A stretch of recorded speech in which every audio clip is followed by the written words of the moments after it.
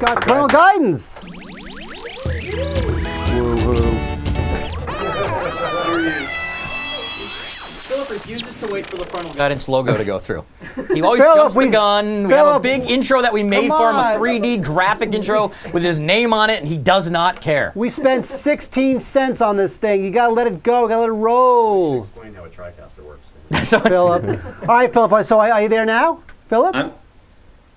I'm here, guys. How are you? Thumbs up from Philip Nelson, everybody. Yeah. All right. So now, where are you Skyping from? Where are you? I'm actually Skyping from the comfort of my own living room in San Antonio, Texas. San Antonio, Texas, ladies and gentlemen. All right. So listen, you've got a really interesting parental guidance suggestion this week, don't you? Yes, I do. As a follow-up to our horror episode last week, there was a lot of movies I wanted to cover in that horror episode, and my kids, as we always do, I let the kids really pick my movies, and my two daughters were begging me to do Coraline, and so I figured, why not just do Coraline this week? You know what? Awesome. I'm a fan of Coraline. I am too. I endorse that. I like that film. Now, Philip, what did you like about Coraline? Well, the thing that's interesting about Coraline, I'm a Tim Burton fan, and this almost feels like a Tim Burton movie to me. It's creepy and interesting, and it scares kids into obeying their parents. Well, that's good. That's true. You know what? When I saw it, I called my mother right up and said, whatever you want me to dust or mop or whatever you want me to call you every week, I'll do it. All because of Coraline.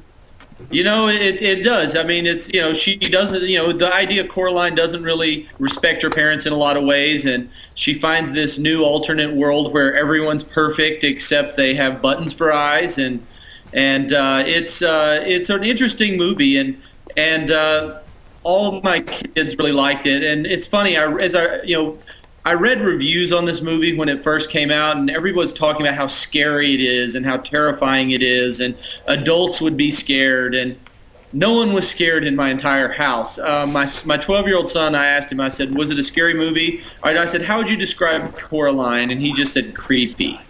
So creepy, I think, is good. So I really enjoyed this movie because it wasn't what I expected. And as you mentioned earlier, the 3D was very well done. I love 3D movies. My family loves 3D movies.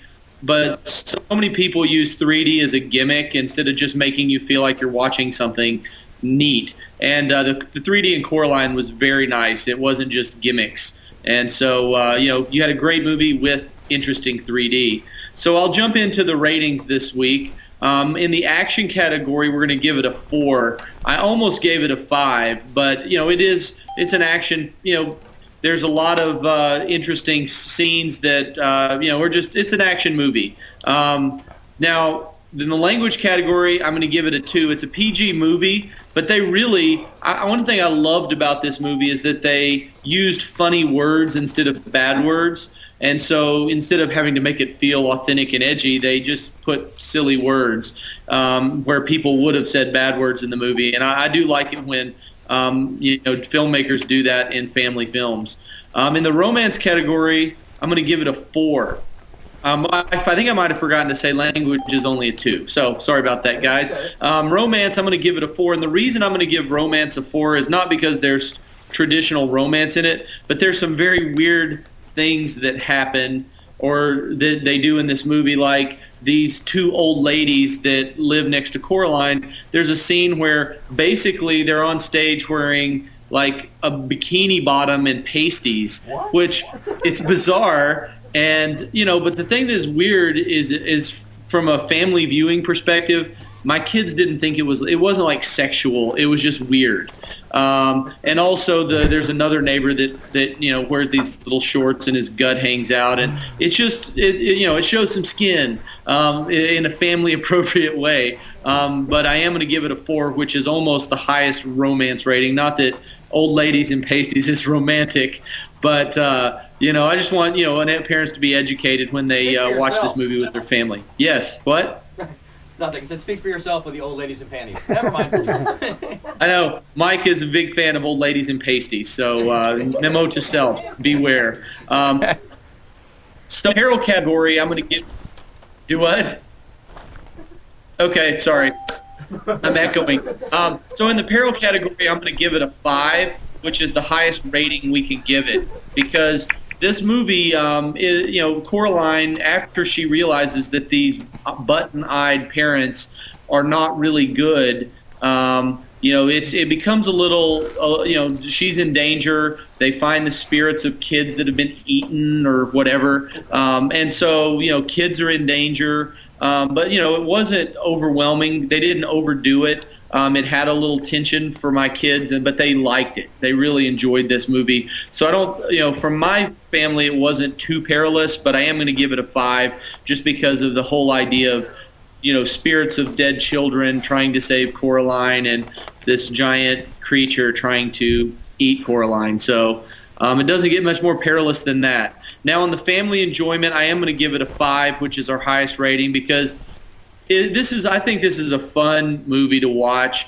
When I watched it with the family, I actually didn't find myself wondering if it was gonna end soon.